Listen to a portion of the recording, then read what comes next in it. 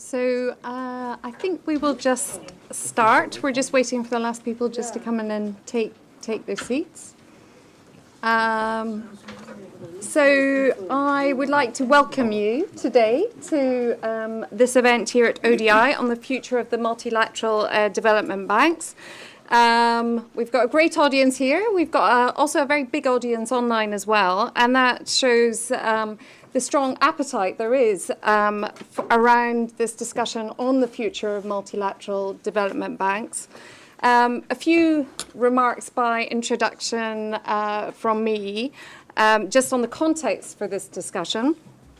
As everyone knows, the MDBs have played a crucial role in fighting poverty and supporting economic development since the creation of the World Bank 70 years ago. And going forward, and even with the changing development landscape and the greater stress on increasing private sector investment, they will continue to play a greater role.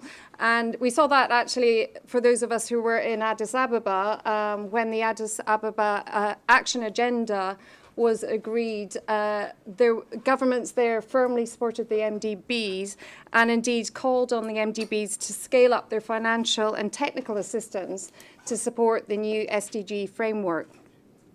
The durability of the MDB's model is actually evidenced, as we'll discuss today, by the fact that there are many more actors in this field, new actors, new kids on the block. And just how many and just what they do has been very usefully put together in this new ODI briefing, Multilateral Development Banks, a short guide. Now, I know we've got a few experts in the audience, but it tells very usefully who all these, which are the institutions, how many they are, and what they do. I won't ask you how many there are, but there are 14 in case anybody is interested, and this document tells you all about it. So what are the changes that we're seeing in this field? The Asian Infrastructure Investment Bank and the BRICS New Development Bank will start work very soon. They were set up as a response partly to the criticism that the existing NDBs were inflexible, bureaucratic, and dominated by the political interests of advanced economies. A familiar criticism, I'm sure, to many of you. But one of the key aspects I think that this panel will hopefully address is whether these institutions can be complementary or whether they're actually going to be rivals. We have here a very distinguished panel to discuss this. We have people who lead these institutions, people who've been involved in advising them, and people who've been critiquing them. And I'm really pleased to announce Sushma Chakrabarti, the President for the European Bank of Reconstruction and Development, as our keynote speaker, but also on my left here, Kiyoshi Kodora, an advisor to the President of the Japan International Cooperation Agency. And you've also held senior positions at the World Bank and in the IMF. Chang-Woo Zhou is the Deputy Director General of the Asia Pacific Finance and Development Center, and that's a think tank within the Ministry of Finance in China. But you've also worked in the World Bank, and we discovered in the pre-session before this, actually, as a colleague of Kiyoshi's. And we also have Stephanie Griffiths-Jones, an ODI a Senior Research Associate. You lead a financial markets program at the Columbia University, and you'll be leading our response to the presentations. This event here is actually part of ODI's growing work on this area of MDBs, and it's led by Annelies Priesen. And at the very end, she'll just be giving you a brief outline of the scope of this work at ODI. There'll be a chance for you to ask questions, and also online. And if you want to take part online as well, please do join in. The Twitter hashtag is FutureMDBs. Firstly, though, Sushma Chakrabarti, 6th President of the EBRD. You've had a long and distinguished career.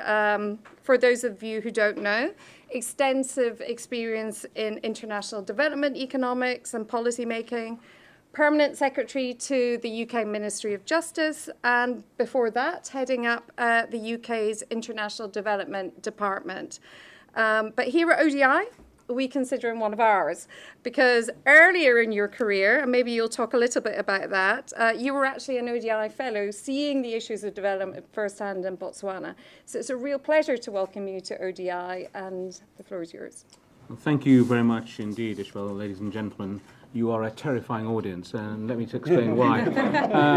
You're terrifying because there are various people here who know me far too well. I mean, starting with Stephanie, who taught me Sussex, through to people I work with and for. I see David is here, David Stanton, and Andrew Rogerson, John Burton, who I shared a room with, Richard Carey, who I fought with at the OECD. This is absolutely terrifying.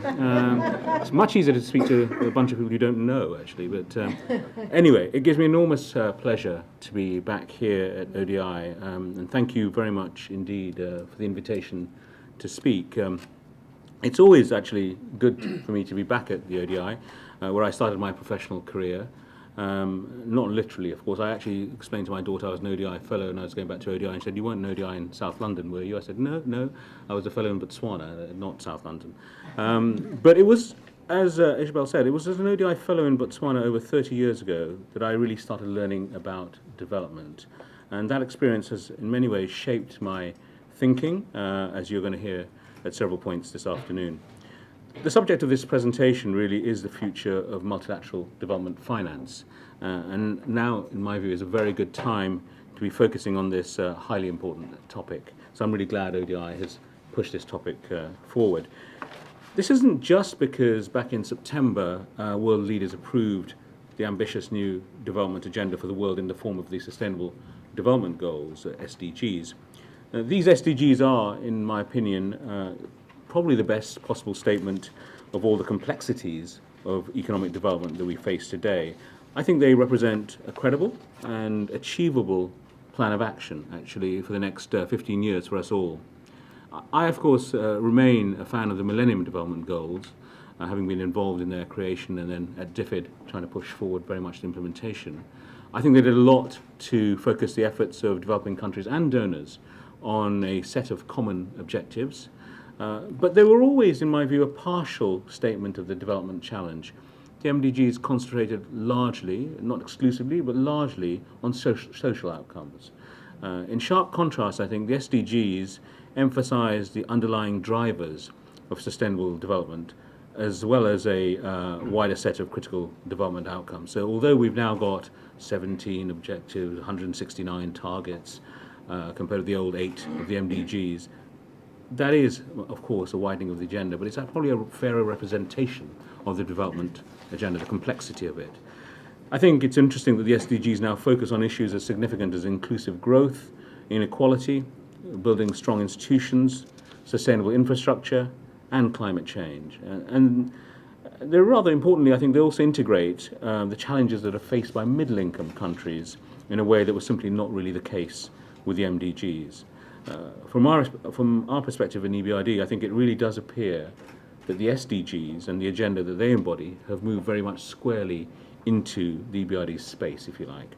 The EBRD, for those of you that don't know us, we're very much mandated to deliver investment projects, but largely with the private sector. In our constitution, it says 60% of what we do must be in the private sector. It's actually running at around 80% these days. And the private sector involvement, as far as I can see, is going to be critical for the delivery of the Sustainable Development Goals. But the EBRD also works much more broadly to support the promotion of a market-based economy. We've always focused on strong and effective regulation, as well as encouraging a healthy investment climate. And just really in the same way the development discourse, I think, has been developing, so has EBRD. We've evolved too. So, for example, back in 1991 when we were created, I'm afraid it was only founding fathers at the table, but maybe that's why.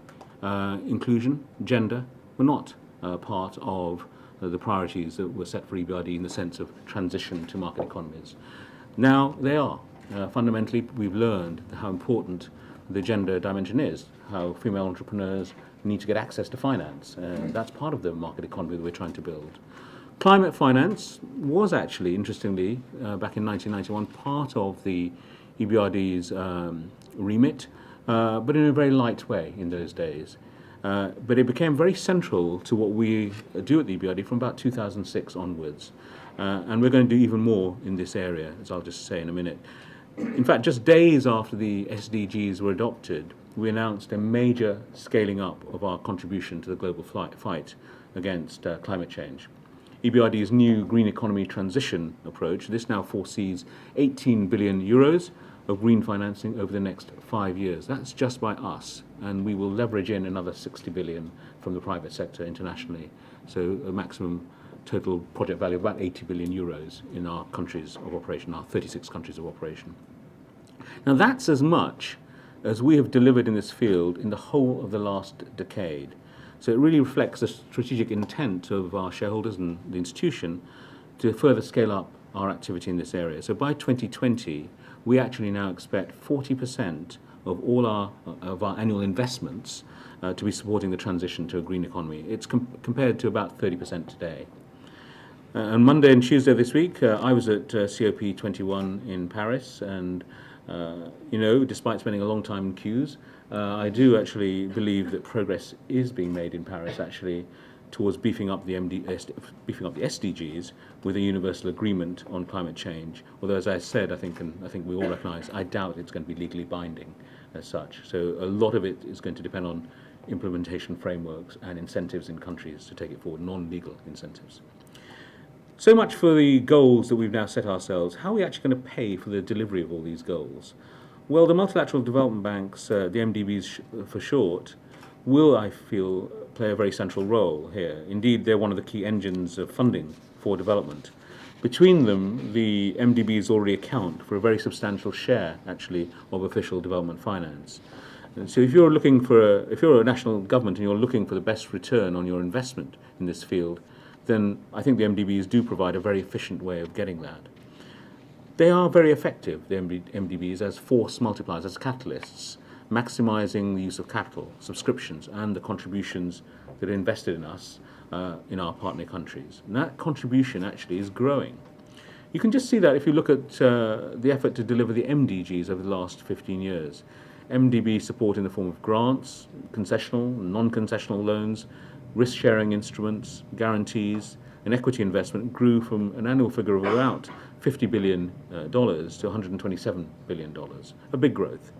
And as public institutions with a mandate to focus on the medium and long term, I think the MDBs are actually in a rather good place to play a very critical counter-cyclical role as well. So at the peak of the most recent global financial crisis, just to give you an example of its counter-cyclical behavior, the MDBs and the IMF were able to boost their annual funding by up to 50%. Plans are, in fact, already afoot to continue increasing this level of financing for our partner countries. So this summer in Addis, the MDBs announced their intention to unlock more than $400 billion in new financing over the next 3 years. Even more significant than direct financial assistance is the way such support mobilizes other public and private sources of development funding, both national but also international, deepening local financial and capital markets and trying to create a much healthier investment climate to attract private capital. So, that's a nice story, really. Can we just sit back? Can we relax? Because the MDBs have all the answers? And can we believe that everything is for the best and the best of all possible worlds? Of course not. We can't. Past success, in my view, is no real cause for complacency in the future about the MDB role. The MDB's importance, I think, makes it even more vital that they now raise their game. So EBRD and the others, we need to raise our game going forward. While MDBs are a critical source of official funding, their contribution in totality is still modest relative to the overall financing flows to emerging and developing countries. We're not going to deliver the SDGs, I feel, if our approach is simply one of business as usual. I think today's new challenges in the SDGs demand much more ambition and much more creative thinking about how the MDBs work to help deliver them. They oblige us to work more closely together, but I think going beyond the usual mantras of coordination, let's have a lot more meetings to discuss what we can do together, towards actually how are we going to actually create joint platforms and work together to deliver. We really need to, I think, enhance our performance on the ground much more. We need to leverage also our substantial collective potential to maximum effect. And I strongly believe personally that we can be greater than the sum of our parts, but we need to demonstrate how in practice that's going to work. And I'm going to set out, I think, three main ways I think we can do that. There are many different channels for doing this, but let me just outline three. First, I think MDBs need to become much more nimble, much more flexible in the way we respond to demand from our clients. One of the main factors behind the creation of the Asian Infrastructure Investment Bank and also the New Development Bank, sometimes known as the BRICS Bank, or indeed other institutions you can think of, special purpose health vehicles or the Green Climate Fund, is precisely this critique that we are not nimble and flexible enough in response to what clients need. The multilateral status quo, I think, for many people, seemed far too flat-footed at adapting to new needs, particularly those articulated by the developing and emerging countries. Now, this takes me back to Botswana, of course. I made my development debut there, working for the government as an ODI fellow. And what I think struck me then still strikes me today, I think it's still very true, is that the demand side of the equation, rather than the supply side, doesn't yet get to call the shots sufficiently strongly. And we need somehow to strengthen that voice of the countries, the developing countries, emerging markets, the clients and the companies in those countries to actually set the pace of change for the MDBs. Because it's those countries, I believe, which are best placed to define what their priorities are. And I think it's the job of the multilateral system in which I sit to, we should be designing ourselves to meet those needs more rapidly, more quickly, more wholly than we currently do. And if anything, I think that belief of mine, I think, has only got strengthened of late. One, I think, very valuable lesson that we've learned when the EBRD moved into new countries, new regions, has been the great importance of listening to the client. We sort of knew this, but as we moved into North Africa, this became even more important to us, new region.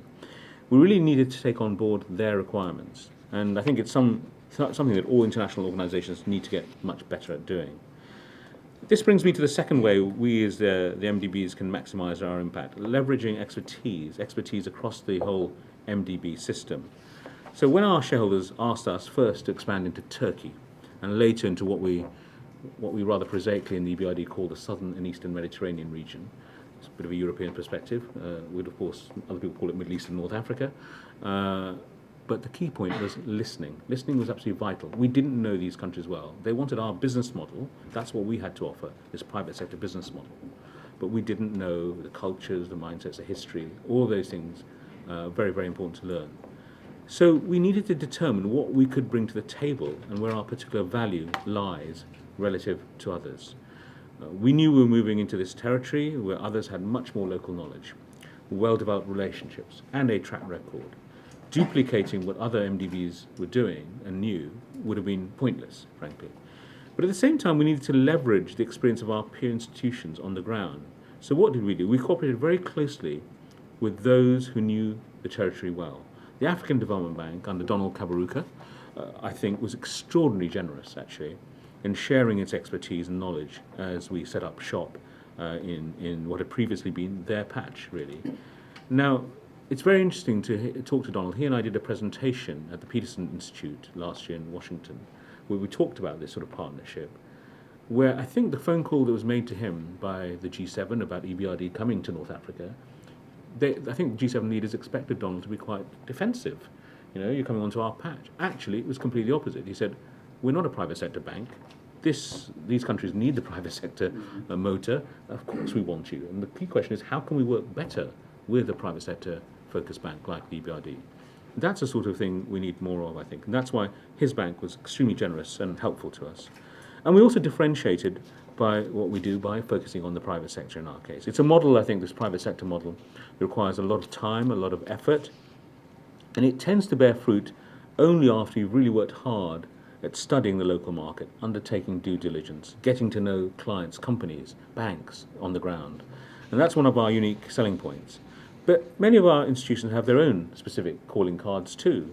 Some of them have particular expertise in operating in fragile or war-torn states.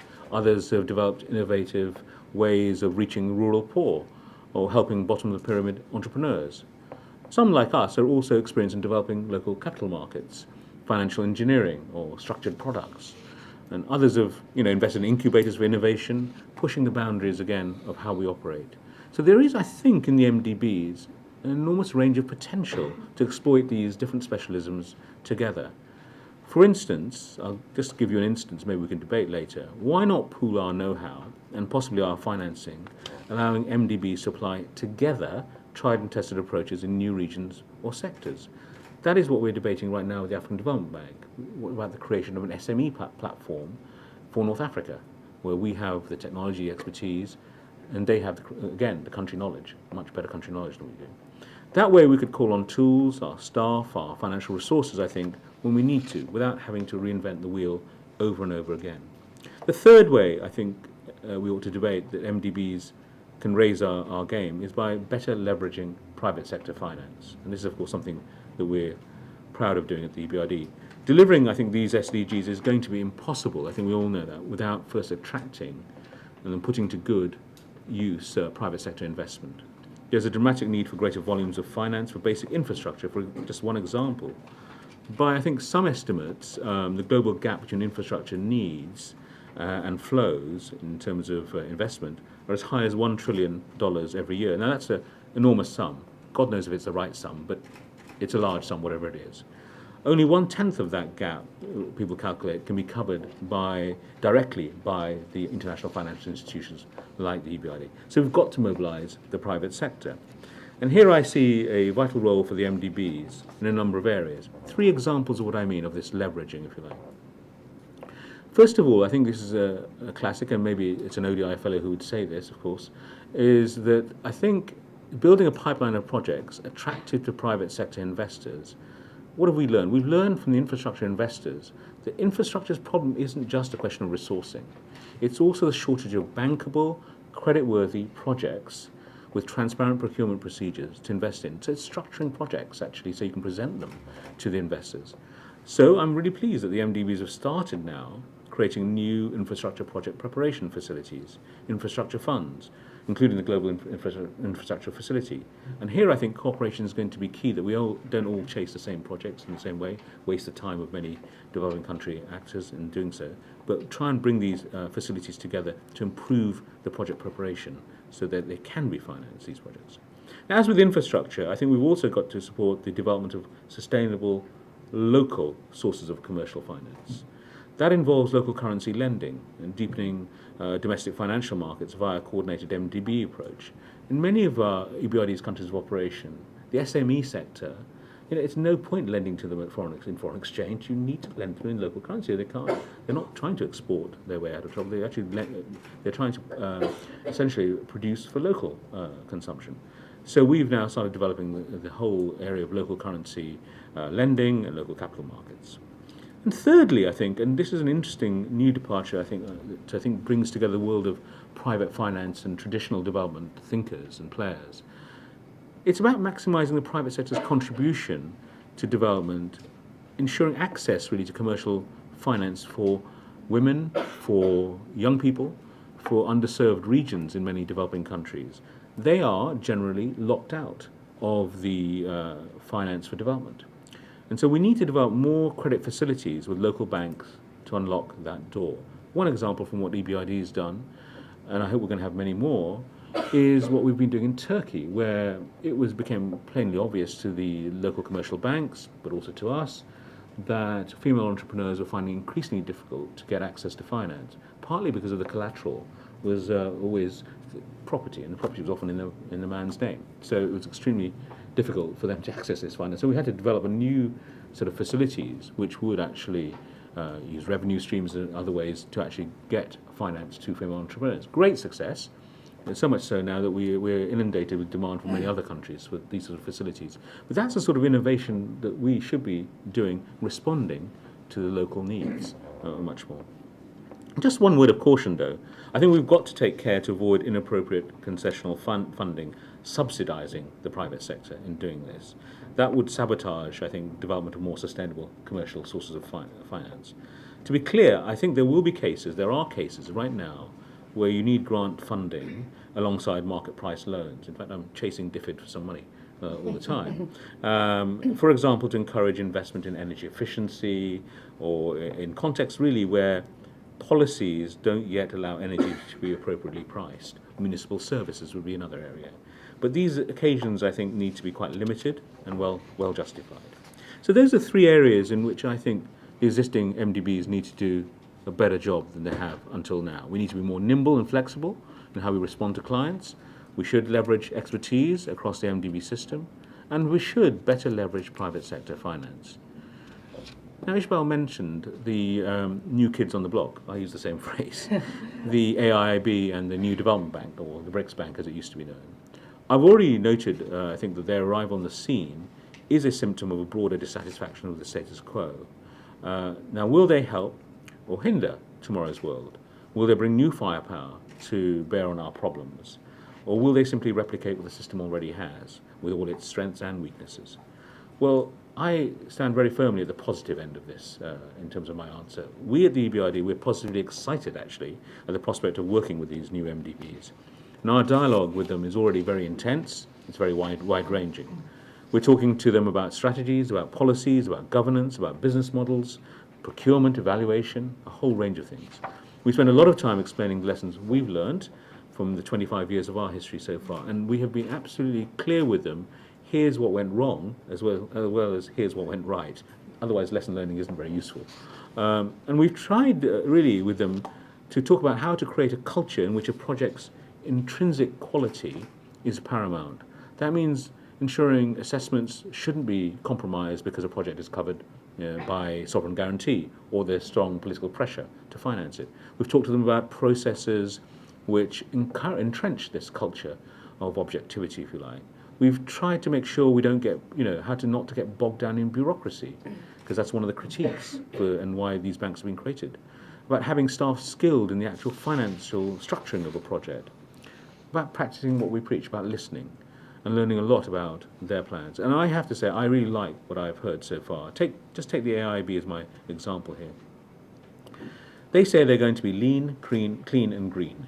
Lean for efficiency in the AIB's processes as well as elsewhere. Clean in ethics and integrity, and green thanks to the environmental and social standards that we've worked on with them, actually. Now, these are values that any new or indeed existing institution really should aspire to. And the fact that they've been articulated so early, I think, bodes well for the AIB's future. They've said they're going to be streamlined and going to be very delivery focused. They're keen to cooperate with other MDBs. They're initially, of course, going to focus on hard infrastructure, but I think probably will move to social infrastructure later. And they're going to focus very much on the Asia region.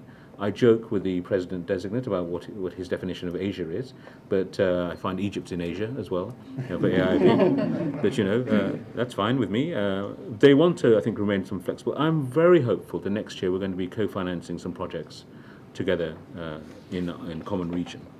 So I'm actually convinced that AIB and EBRD can achieve a lot together, not just because we have a lot of common shareholders and common countries where we want to work together, but it's the readiness actually to work with them, to be flexible, to be focused on delivery. That's exactly the same approach that I think we should have for the MDB system as a whole.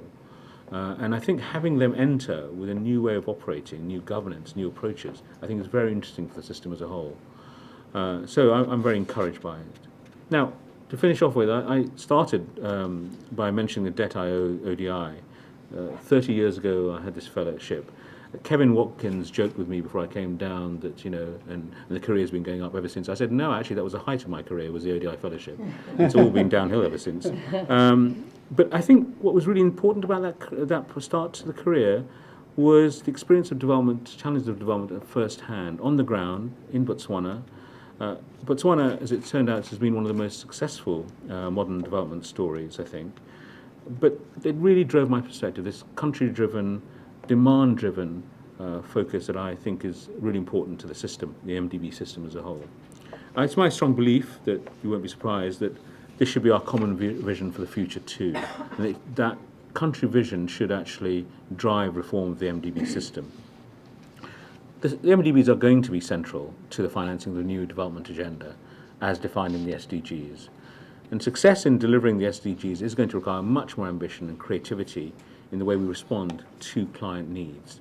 So we need to be much more responsive to do that. We have to work more closely with the private sector, collaborate more amongst ourselves, of course, both by building on our respective strengths, but also by integrating new players. And only then, I believe, can we turn what are currently the Sustainable Development Goals into Sustainable Development results. Thank you very much.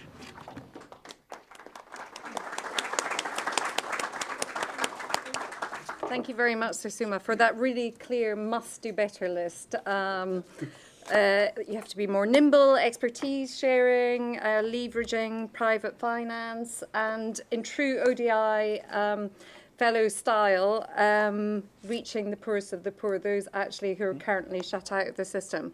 There'll be chances for people to ask questions from the audience later, but I now want to go quickly to Kiyoshi.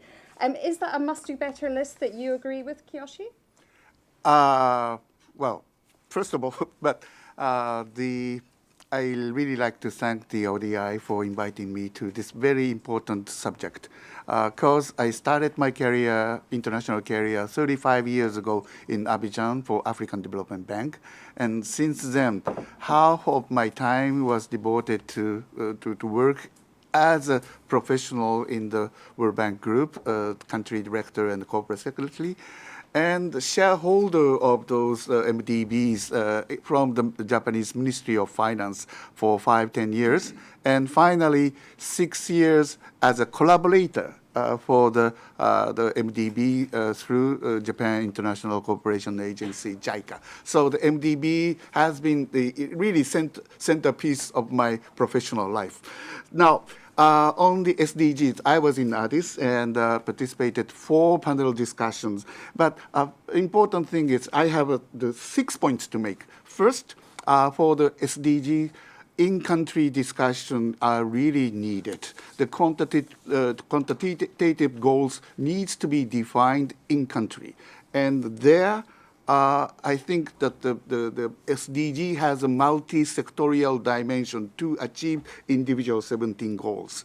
MDB has a lot of the room to play because they always have the multi-sectorial approach, the multi-sectorial platform, and they have the great convening power.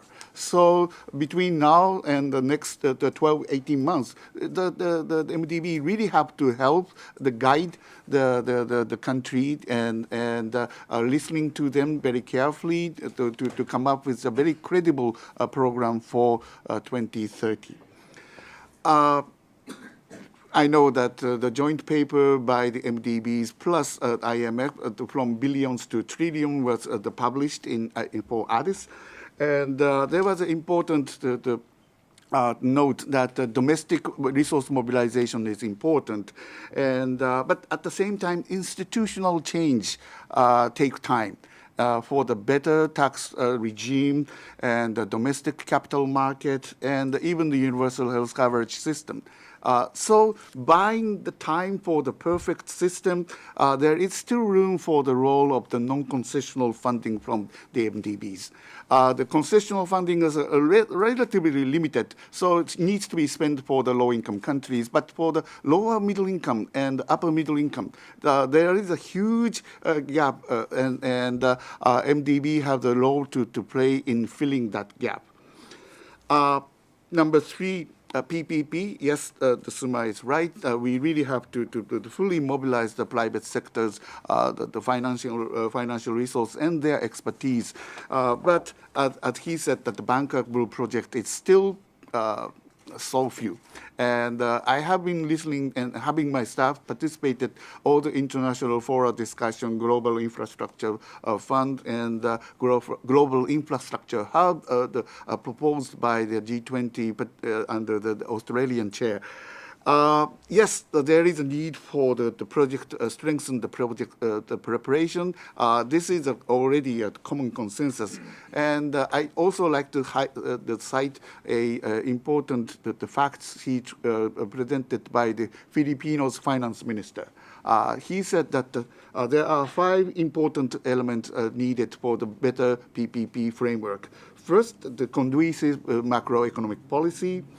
Second, sound economic fiscal management. Third, regulatory framework and the predictability in the system.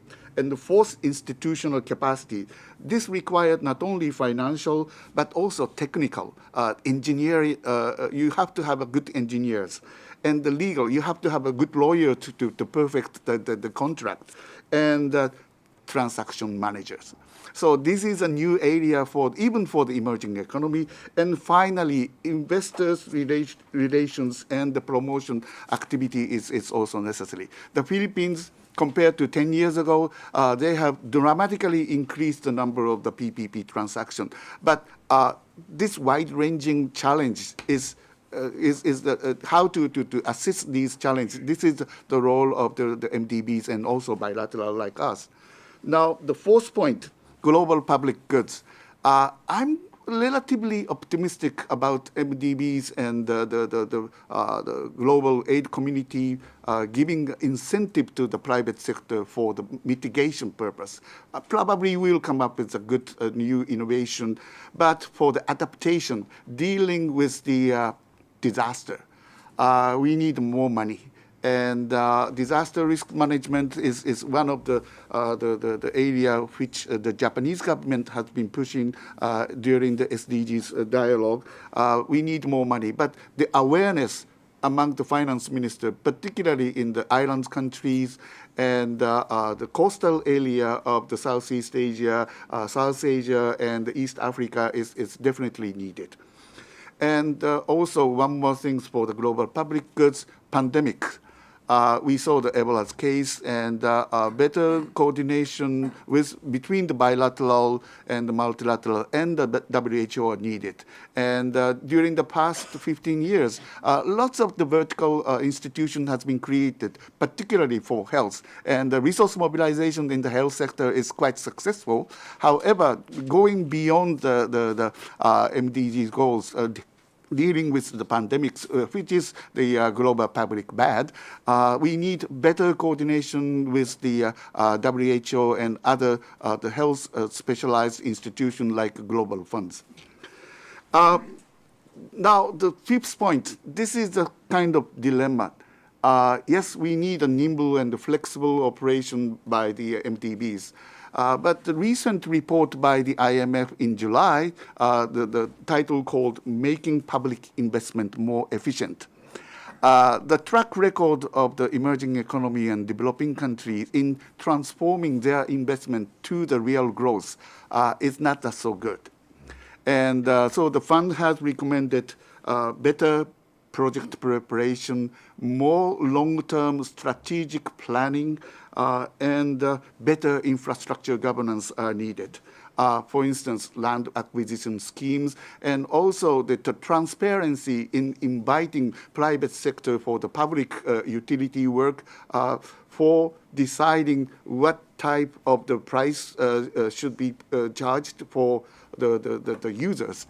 So these are the very important points, but at the same time, that have to go through the political the process, and takes time. And of course, the political masters and the policy makers want to have a quick answer from the MTBs. So how to strike the balance of the most effective and efficient way of building infrastructure and the desire from policy makers to do quickly. The MDB has accumulated lots of knowledge and expertise.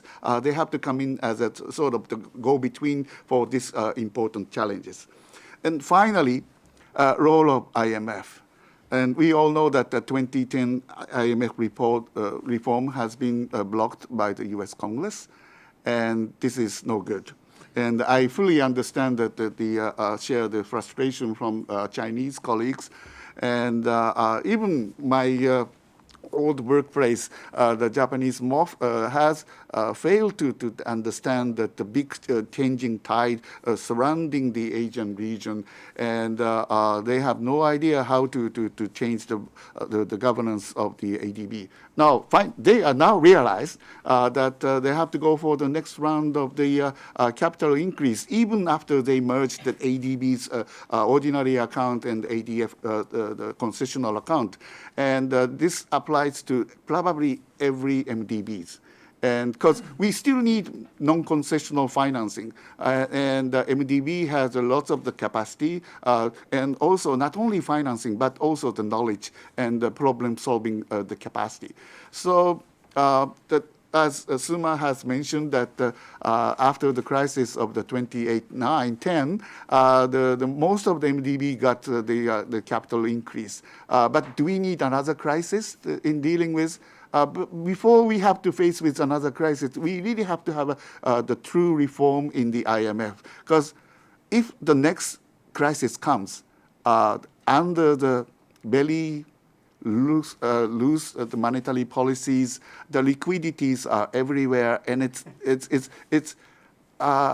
somewhere sit in offshore market, and all those liquidities it's beyond the typical banking regulation. How the IMF and the key G7, G20 country can deal with the situation, we really have to have a good governance in the IMF first. So I stop here. Thank you very much. Thank you very much. And just to pick up on that note of frustration at the end, on the issue of the governance of the IMF and the way it's operating. Thinking through with you, Chang-Woo Zhou, the idea of the MDBs and the new MDBs as things which have sprung out of this sense of frustration with the way these old ones, established ones, are operating. Do you want to pick up and amplify on that?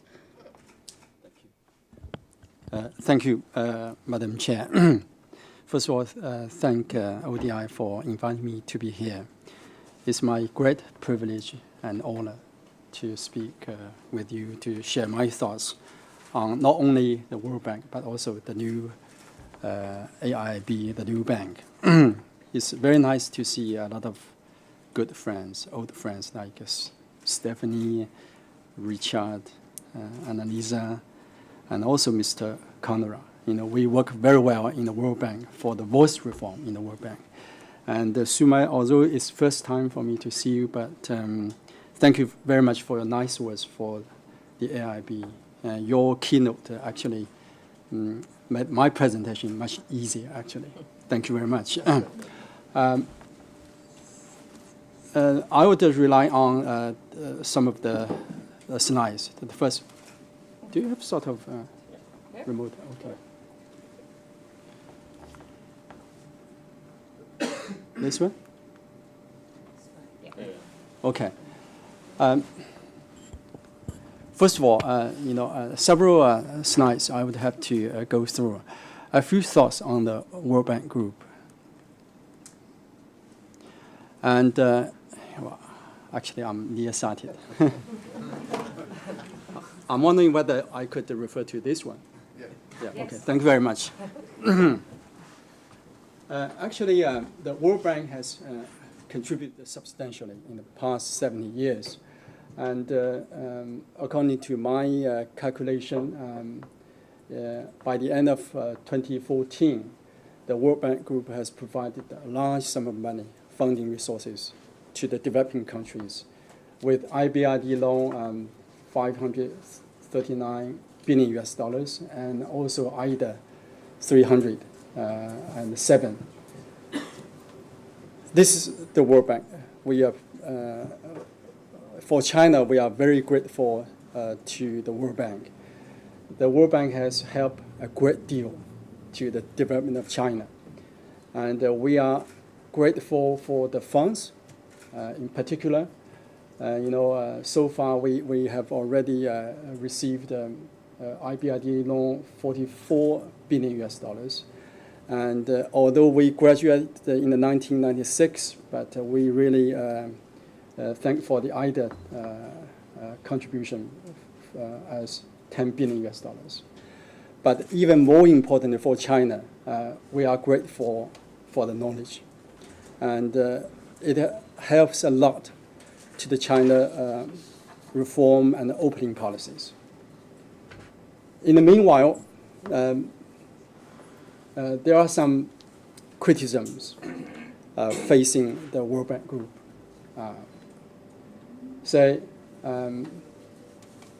It's a little bit overstaffing, And, when I worked in the World Bank, it is also my own calculation. Maybe Mr. Conrad could help me to correct. My calculation is that in the World Bank group, including the country office, including the supporting staff, there are as many as 18,000 staff for the World Bank. Too many. For example, the board is very, very expensive, to be quite frank. And it's also said it's more bureaucratic. And in the meanwhile, there is much space for policy improvement. And when we talk about the voice reform, for the World Bank Group, it has achieved a lot. However, the voting power and the shares of the developing country, including the emerging markets, are not proportionally reflected. And in the meanwhile, in particular, this is also very important to the World Bank Group. It is now in the lack of funds. And in particular, against the backdrop of the financial crisis, the developed economies, are less, willing to make more contributions to not only IDA and also support a higher leverage of IBRD. And then let me say a few words about the new bank, the AIIB. And I think the new bank will be a new partner in the international development. Yeah, as Mr. Kanda and also Suma mentioned that. I fully support, I fully share. This new bank will be complement and cooperate and not a rival to the current multinational institution like the World Bank and other regional banks. The World Bank, ADB, and African Development Bank focus on poverty reduction. However, this bank will be mandated to fund only infrastructure. And of course, the IIB is a new member, is a new partner. It cannot, meet all the needs, actually. We are fully aware of that. When we talk about what is the importance for the new bank, we say the new bank maybe add some new impetus to the reform of the World Bank and other existing financial institutions. And then you may want to see what is the major or new features. I would not say innovation. Some of the new features of this new bank. Governance structure, as Mr. Suma and Kanda mentioned, there will be no resident board of directors, at least at the earliest stages. And also fewer layers of management, not the World Bank, not the IFC, too many layers. And also voting power, more funding votes, this is more innovative for the present representation. And I think according to the current design, developing countries will account for more shares, actually. And we are going to adopt universal procurement and also universal recruitment. And also, Sir Suma mentioned, this new bank will be a lean, clean, and green. Thank you for saying that. And there will be less staffing and no such expensive resident board. And we are going to pretty small numbers of management, actually. Maybe there are similar signs to the Asian Development Bank. And again, this bank will have zero tolerance for corruption. And in particular, nowadays, high standards are among the most important features. In AIB's the future priority, it will come into force by the end of this year, within this month, and it will go into operations next year. And maybe in the first 10 years, the AIB will will focus on more physical infrastructure, including roads, bridges, energy supply, transportation, and some urban construction. But in the future, this bank will gradually expand its business to social sectors. Of course, like EBRD, this new bank will do more to engage private sectors. I would not say that.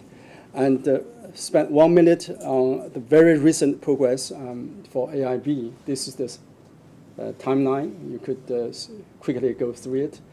But I would say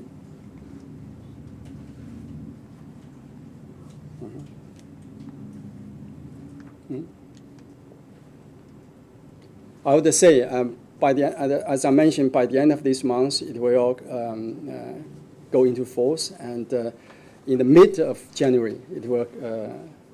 We are going to have some inaugural event for this new bank. Again, what are the major challenges we are facing? First of all, how can we raise more funds at a lower cost? This is very important, and in particular, how could this new bank obtain AAA rating agencies? We have been approached, and we are approaching to those rating companies. So far, we got a very positive response from them.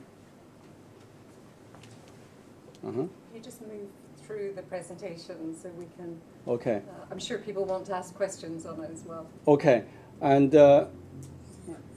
That's okay. Right. But rarely does a chair get that kind of response. I would say one more thing. This new bank will spend more efforts on doing business with private sectors, and we'll do a similar job to EBRD. And in particular, in the first 5 years or even 10 years, the EIB expecting to do more business in terms by co-financing with EBRD, with the World Bank Group, and also ADB. Thank you very much. I'm waiting for the questions. Thank you very much, I just quickly want to turn to Stephanie Griffiths-Jones just for some reflections, quick reflections on the speakers that you've heard here. First, I want to say how proud I am that I've had such brilliant students like Suma who actually done much better than me. I think that's great. I think the first point to make, and to reiterate what other speakers have said, what a positive and exciting event the creation of all these new development banks is. It's a sort of dream come true that developing countries have with the leadership of China and the other BRICS and the other Asian countries taken this fantastic initiative and are helping provide more funding for the badly needed infrastructure. And in some ways, they're replicating what China achieved with its poorer provinces. They're exporting that to other poorer countries. I think it's very new, therefore, that China and emerging markets, but particularly Asian ones, are taking a lead in creating new development banks. And I think that's a very positive thing. But at some level, it's also a return, if you like, to the past, because in the post-Second World War period, Bretton Woods institutions were created with a sort of mixed economy approach. And I think building on the experience of China and other developing countries, but also returning to this tradition, we have the creation of these development banks, which of course, although they give a key role to the governments, which are the owners of their capital, through the collaborate with very strongly with the private sector and the private financial market. So it's a sort of ideal combination which provides all this additional leverage. So you can do, as has become very popular in Europe to say, because we don't have much money, to say we can do more with less. And the development banks are very good at that. And I think finally, another positive, very important thing, the West has often called on China to shift more towards multilateral institutions, do less through bilateral means. And in fact, the creation of the AIB and the other initiatives shows a very strong multilateral commitment. So it's very, very valuable. I think that some of the other ideas that I want to stress is that these institutions will be very complementary and can build on the lessons that have been learned both by the Chinese Development Bank, but in particular by the World Bank and other regional development banks. But I also would like to say that in the future, if the AIB is successful in being lean, green, and clean, the other development banks, multilateral development banks, can benefit from this experience. So we will hopefully have a sort of competition to the top, a race to the top, where multilateral development banks will compete to give the best loans, the quickest, the ones with most development impact. Stephanie, that's a great summary there. You've got one more tiny point, I think, and then... I want to just finish maybe that with Suma stressed the need to deepen local capital markets and local commercial banks. I think also a natural counterpart for these multilateral development banks are good national development banks, and that therefore there may be a big role for these banks themselves and for the national governments to develop such national development banks, which will help overcome the asymmetries of information and help collaborate better with making successful projects helpful for the different countries. That's great. Thank you very much, Stephanie. And before we open up to questions, two very quick responses also from the two other authors of this paper, which we're publishing today at ODI. We'll have quick responses, but you can read much more of their views if they've not changed following the panel in this document, which is available outside. So do you want to go first, Richard Carey, the former director of the Development Cooperation Department at the OECD? Thank you, Ishbel. And, well, Suma has said it, we are at a very important moment in the development of the international multilateral system. And I agree completely, Suma, with your view on what the SDGs have done compared to the MDGs. Because with the MDGs, the drivers of growth were outside of the framework, but the SDGs have brought the drivers of development inside the framework. So we've got a new intellectual framework, if you like, to work with. The whole transformation process of development is in the SDGs. It wasn't in the MDGs. Now, the second thing is that China has emerged as an architect in the international development system. It's inventing 4 new, or helping to invent 4 new institutions. There are 3 new forums. You can read all about it in the little piece that is in the booklet that Ishbel just saw. So this is a very important new factor because Deng Xiaoping had said, well, China should keep very quiet and just go along quietly. But now China has come and its voice is there, its action is there. Now behind that is China's own experience of financing the most remarkable development experience that we've seen. And this was based on very extensive decentralization. And here I think what Suma said about getting the demand side of the development financing equation to be much stronger. That's one of the lessons from China, because all the cities and provinces, etc., had these goals, these incentives to build up their local economies. And I think that's a key point that came through from Suma's presentation. Public entrepreneurship and private entrepreneurship go together. The public entrepreneurship brings in the private sector. And that, I think, is how the development financing system can be geared up to meet all these challenges that we have. Finally, to say also that China itself is looking at its own aid policies and the quality of its own aid instruments, the assessment processes, the management processes as well. So China is going to be an increasingly important part of the development financing system, and it is looking afresh at what it's doing. Thank you. That's great. Thank you very much, Richard. And just quickly to Chris Humphrey, who's an ODI research associate and also works at the University of Zurich. Hi, thanks very much. Just a brief comment building on what everyone else has said before me, the advantage or disadvantage of coming last, I guess. I think a lot about governance issues in particular related to multilateral finance.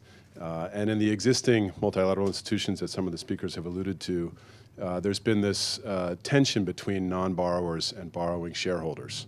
And that's played itself out in a number of different policies in the way the MDBs have operated, related to procurement, to safeguards, to loan conditionality, and much else besides.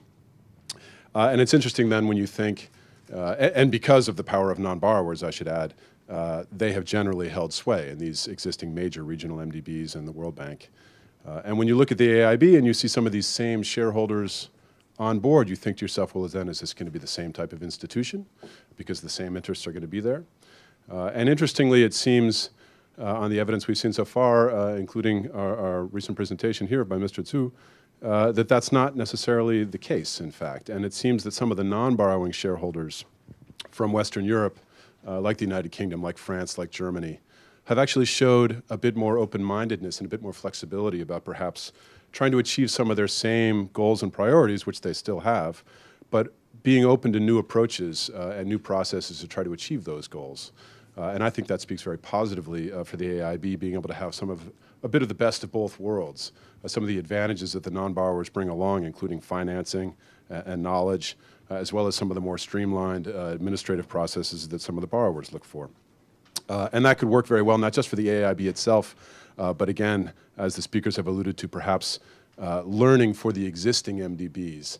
Because some of these non-borrowers have been able to look at the AIB perhaps as a little bit of a laboratory where they can try out new approaches that they have not been able to try in the existing MDBs, and then perhaps take some of those lessons and break through some of the blockages that have held back reform at existing MDBs. Thank you. Great. Thank you very much. And thank you very much for just those brief comments. I just want to throw it open to, we've got about 20 minutes or so for questions. So can I start two down here in the front? I'll take three at a time and do a couple of rounds. So one here, one next, and over on the right-hand side.